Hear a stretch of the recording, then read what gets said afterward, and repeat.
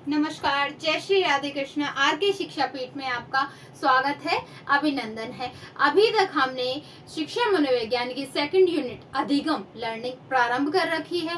उसमें last class में हमने अधिगम के नियम पढ़े थे। अधिगम के 3 मुख्य नियम हम पढ़ चुके हैं। आज की क्लास में हम थॉर्नडाइक के अधिगम के 5 गौण नियम पढ़ेंगे। मुख्यतः जो एग्जाम में प्रश्न पूछे जाते हैं वह थॉर्नडाइक के मुख्य नियम से ही पूछे जाते हैं, परंतु कभी कभार यहाँ से भी पूछ लिए जाते हैं। और हम ऐसा ही क्यों छोड़े कि हमारा मान लो एग्जामिनर पूछ ले, तो हम तो हमारी तरफ से कंप्लीट तैयारी रखें। कहीं से भी पूछो, कुछ भी पूछो, वो वाला ऐसा तैयारी होनी चाहिए हमारी। आज हम अधिगम के, और यदि आपने चैनल को सब्सक्राइब नहीं किया है तो आप इसको सब्सक्राइब कर लीजिए। है मेरे द्वारा यहाँ पर संपूर्ण मनोविज्ञान का कोर्स कराया जाएगा।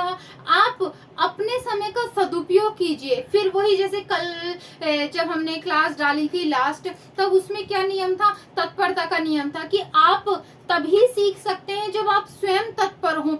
आप रीलें चलाकर अपना टाइम वेस्ट कर सकते हैं, परंतु आप एक वीडियो पढ़ाई की 10 मिनट की पढ़ाई की वीडियो आप नहीं देख सकते। तो आप ये सोचिए, आप अपने समय का उपयोग कीजिए। यदि आपको यह वीडियो अच्छी लगती है, आपको अपने फ्रेंड्स को, अपने परिचितों को आप शेयर कीजिए, लाइक कीजिए, सब्सक्राइब कीजिए। कहीं ना कहीं ये आपके एग्जाम में उपयोगी रहेगी और साथ के साथ यहाँ से प्रश्न आपके बाहर नहीं जाएंगे। मैं संपूर्ण कोर्स करवाऊंगी। अब हम कोई कोर्स भी परचेस करते हैं, आप करिए, आप देखिए, कंपैरिजन देखिए कि परचेज किए हुए कोर्स में निशुल्क जो पढ़ाया जा रहा है उसमें क्या कोई डिफरेंस है? तो हमें क्यों अपने पैसे को बर्बाद करना? जब हमें निशुल्क संपूर्ण कोर्स करवाया जा रहा है तो हमें, हमारी तैयारी को, हमें ये मायने नहीं रखता कि हमने वो खरीदा है या बिना खरीदे निशुल्क में कर रहे हैं। मायने इस चीज के हैं कि कंटेंट कैसा पढ़ाया जा रहा है। हमारे एग्जाम में क्वेश्चन इससे बाहर नहीं जाना चाहिए। और किसी को यदि है, कहते ना कि पैसे खर्च करने की चिल है कि नहीं, जब तक कि मैं तो पैसे खर्च करके कोर्स खरीद के नहीं पढ़ूंगा तब तक तो सिलेक्शन नहीं होगा, तो वो आपकी मर्जी है। चलो अब हमने अपने टॉपिक की तरफ चलते हैं। आज हम पढ़ेंगे अधिगम के गौण नियम। सिगमंड थॉर्नडाइक ने अधिगम के 5 गौण नियम दिए हैं। कितने नियम दिए हैं? 5 गौण नियम दिए हैं। पहला है बहुप्रतिक्रिया का नियम। पहला कौन सा नियम है? बहुप्रतिक्रिया का नियम। बहुप्रतिक्रिया का नियम क्या? हम किसी भी कार्य को जब सीखते हैं, हम बहुत सारी क्रियाएं करते हैं और अंत में जिस क्रिया से हम सफलता प्राप्त कर लेते हैं उस क्रिया को हम करना सीख जाते हैं। बिल्ली जैसे बार बार इधर उधर, आप थॉर्नडाइक का, मैं ऐसा नहीं मानती कि आप पहली बार पढ़ रहे हैं। थॉर्नडाइक का आपने नियम पढ़ा होगा, उसमें बिल्ली बार बार पिंजरे में इधर उधर पंजे मार रही है उसको खोलने के लिए। बहुत सारी प्रतिक्रियाएं करी उसने, बहुत सारी क्रियाएं करी। फिर आखिर में उसे यह धीरे धीरे ज्ञान हो गया कि हाँ, इस लीवर पर पैर दबाने से और यह पिंजरा खुल जाता है। तो आखिर में वह बहुत सारी क्रियाओं में से एक को सेलेक्ट कर लिया कि हाँ भाई, इस जगह पर पंजा मारने से यह खुल जाता है। जैसे टाई की गांठ बांधना, आप बार बार प्रयास करते हैं, इधर से डाला, इधर से डाला, बार बार प्रयास करते हैं। आखिर में जब आप सीख जाते हैं तो जिस क्रिया से आपने सीखे, अच्छा मैंने इधर से नोट डाला था तब वो सही सीधी बैठी, तो आप उस वाली क्रिया को करना सीख जाते हैं। आपने घर कोई भी सब्जी बनाई, आपने कभी उसमें कुछ डाला, कभी हींग में छौंकी, कभी जीरे में छौंकी, कभी अजवाइन में छौंकी, कभी किस चीज में, आप कोई ऐसा मसाला आपने एक बार डाला और वो मसाला सा, अरे वाह बहुत अच्छी बनी, तो आप उस चीज को सीख जाएंगे। अच्छा, ये चीज डालने से ये हो रहा है। आप ड्राइविंग कर रहे हैं, ड्राइविंग करते हुए आपने बहुत सारी गलतियां करी, कभी ऐसे मोड़ रहे हैं, कभी ऐसे मोड़ रहे हैं, बहुत सारी गलतियां हुई और आखिर में आप सही क्रिया को जब सीख जाते हैं फिर हम उसी को बार बार पुनरावृत्ति करते हैं। यानी कि बहुत सारी क्रियाओं में से किसी एक का चयन कर लेना, किसी एक का चयन कर लेना ही सीखना होता है। हम उस एक क्रिया को सीख जाते हैं। हम बहुत सारे प्रयास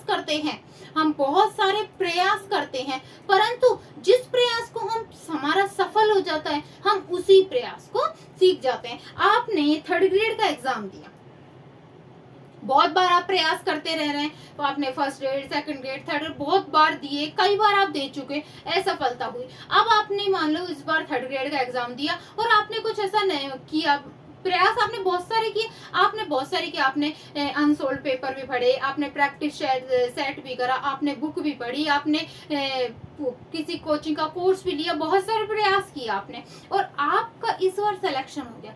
फिर आप क्या करेंगे, अरे मैंने आज इस बार इस थर्ड ग्रेड के पेपर में ये वाली बुक पढ़ी थी, इससे मेरा सिलेक्शन हो गया। फिर अगली बार अगर आप फर्स्ट ग्रेड का दोगे तो आप उसी राइटर की बुक लोगे, अरे नहीं इसकी बुक अच्छी है। यानी कि बहुत सारी क्रियाओं में से किसी एक का चयन कर लेना ही सीखना होता है। आंशिक क्रिया यानी कि किसी भी कार्य को अंश में सीखना, यानी कि अंशों में सीखने का मतलब क्या है कि उसको टुकड़ों में बांटकर सीखना। किसी भी कार्य को पूरा का पूरा ना सीखकर उसको छोटे छोटे टुकड़ों में करके सीखना। बालक को पूरी बाराखड़ी आप एक दिन में सिखा सकते हो? नहीं। आज आपने ऐसे कुछ भी, ऐसे अनार, आ से आम, कैसे कबूतर, कैसे खरगोश, 2 4 5 अक्षर सिखाए। फिर अगले दिन कैसे गमला, कैसे, मतलब उसी चीज को टुकड़ों में बांट कर करना, टुकड़ों में बांटकर सीखना, यह आंशिक क्रिया का नियम होता है। मनोवृत्ति के नियम में क्या होता है, यह 2 प्रकार की होती है, सकारात्मक और नकारात्मक। मनोवृत्ति आपकी कैसी है, सकारात्मक भी हो सकती है, नकारात्मक भी हो सकती है। आप किसी भी कार्य को तभी सीखेंगे जब उस कार्य के प्रति आपकी मनोवृत्ति सही होगी। आप किसी कोचिंग में गए, आपने एडमिशन ले लिया और आपको यह हो गया कि मुझे, कई टीचर आते हैं पढ़ाने कोचिंग में, इस वाले टीचर की साइंस मुझे समझ में नहीं आई। अब वो चाहे आपको लाख प्रयास कर ले, आपको कैसे ही से कैसे उपयोग कर ले, परंतु आपको दिमाग में बैठ चुका है कि मुझे इसका पढ़ाया समझ में नहीं आ रहा, तो आपको नहीं ही आएगा।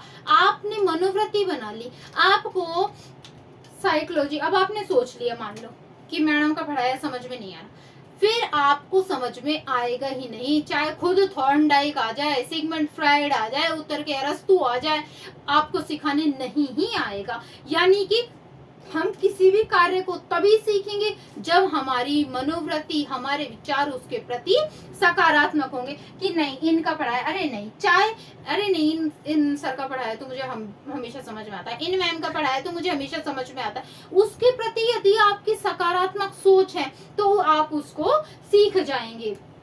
और यदि आपकी नकारात्मक सोच है कि नहीं मुझे ये काम नहीं होता, मुझे आता ही नहीं है, तो आप नहीं सीख सकते। आपने कभी कार नहीं चलाई, कभी नहीं चलाई, पर आपकी सोच है अरे नहीं कार चलाना कोई कठिन नहीं है, मैं सीख जाऊंगा, आपकी पॉजिटिव सोच है, सकारात्मक सोच है, तो आप आखिर में सीख ही जाएंगे।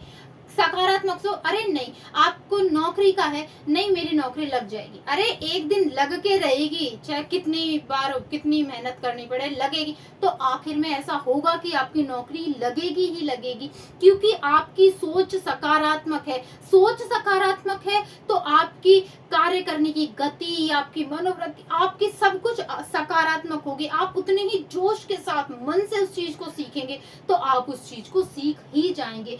यदि आप सकारात्मक मनोवृत्ति का उपयोग करेंगे तो आप सब कुछ सीख सकते हैं। और नकारात्मक, आपने सोच लिया नहीं मैं तो कार नहीं सीख सकता, अरे नहीं सीख सकता, तो आप किसी जन्म में नहीं सीख सकते, चाहे आपको कोई सिखा। आपने सोच लिया फर्स्ट ग्रेड का एग्जाम बहुत कठिन होता है, नहीं मैं नहीं कर सकता, तो आप कितने बड़े से बड़े टीचर के पास चले जाना, आपकी नौकरी नहीं लग सकती। क्यों? आपने अपनी सोच नकारात्मक कर ली है। यानी कि अपनी सोच के ऊपर निर्भर तो होता है हमारा सीखना या ना सीखना। किसी भी कार्य के प्रति यदि हमारी सोच सकारात्मक है, नहीं मैं ये कार्य सीख जाऊंगा, यह मैं कार्य कर लूंगा, तो आप उस कार्य को कर ही लेंगे, आप उस कार्य को सीख ही जाएंगे। और यदि आपने सोच लिया नहीं मैं ये कार्य को नहीं सीख सकता, तो खुद भगवान उतर जाए पर आप नहीं सीख सकते उस कार्य को। यानी कि सीखने में मनोवृत्ति का बहुत महत्व, सीखने में मनोवृत्ति का नियम चलता है। सकारात्मक मनोवृत्ति का नियम चलता है, नकारात्मक मनोवृत्ति का नियम चलता है। नकारात्मक मनोवृत्ति का आत्मीकरण। आत्मीकरण का नियम क्या होता है? आत्मीकरण के नियम के अंतर्गत की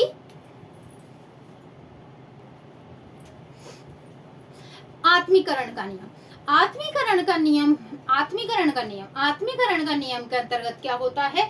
पूर्व ज्ञान से जोड़कर सिखाना। पूर्व ज्ञान से, यह हम जब कक्षा प्रारंभ करते हैं तब भी आत्मीकरण का प्रयोग नियम, जिसे आप प्रस्तावना कहते हैं, आपने बीएड में पढ़ा होगा कि पूर्व ज्ञान से जोड़कर ज्ञान को सिखाना आत्मीकरण के नियम के अंतर्गत आता है। नेक्स्ट है साहचर्य परिवर्तन का नियम। साहचर्य परिवर्तन का नियम कि किसी भी सीखे हुए कार्य को उसी के समान परिस्थिति में प्रयोग करना ही साहचर्य परिवर्तन का नियम होता है। किसी भी सीखे हुए कार्य को उसी के समान परिस्थिति में प्रयोग करना साहचर्य परिवर्तन का नियम होता है।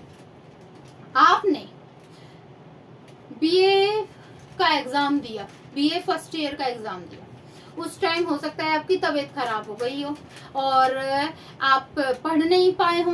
लास्ट टाइम में आप 1 वीक सीरीज लेकर आए, आपने उसको पढ़ा लास्ट के 10-15 दिन और उसको पढ़कर आपकी फर्स्ट ईयर क्लियर हो गई। फिर आपने सेकंड ईयर में अच्छे से पढ़ाई करी, थर्ड ईयर में अच्छे से पढ़ाई करी, एमए में फिर से ऐसी वही परिस्थितियां रिपीट हुई कि आपकी कोई कारणवश पढ़ाई नहीं हो पाई।